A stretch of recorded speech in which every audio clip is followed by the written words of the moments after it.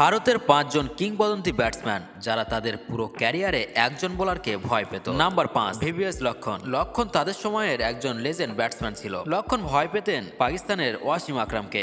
তাদের আমনাসামনা হয়েছিল 3বার টেস্ট ম্যাচে, 3বারই ওয়াসিম আকরাম তাকে আউট করেছিল। নাম্বার 4, বীরেন্দ্র সেহবাগ, যে কিনা বড় বড় বোলারদের ধোলাই করেছিল, কিন্তু সে ভয় পেত শ্রীলঙ্কার মুত্তিয়া মুরলীধরনকে। মুরলীধরন 9 টেস্ট ম্যাচে 3বার আউট করেছে। নাম্বার 3, রাহুল দ্রাবিড়। দ্রাবিড়ও মুরলীধরনকে আর অস্ট্রেলিয়ার গেলেন ম্যাকাগ্রাকে ভয় পেত। রাহুল দ্রাবিড় নিজেই একটা ইন্টারভিউতে বলেছে তার ক্যারিয়ারে ম্যাকাগ্রা 5বার আর মুরলীধরন 6বার আউট করেছিল। নাম্বার 2, সচিন টেন্ডুলকার। সচিন তার ক্যারিয়ারে বড় বড় বোলারদের পিটিয়েছে, কিন্তু যে বোলারকে ভয় পেত সে নিজেই একটা প্রমোশন ইভেন্টে বলেছে তার নাম হলো হান্সি ক্রুঞ্জে, যে কিনা দক্ষিণ আফ্রিকার বোলার আর ক্যাপ্টেন ছিল। নাম্বার 1, বিরাট কোহলি, যে কিনা কত বোলারকে ভয় দেখিয়েছে, কিন্তু ইংল্যান্ডের জেমস অ্যান্ডারসন এবং অস্ট্রেলিয়ার প্যাট কামিন্স এই দুজনের বল খেলতে একটু অসুবিধা হতো।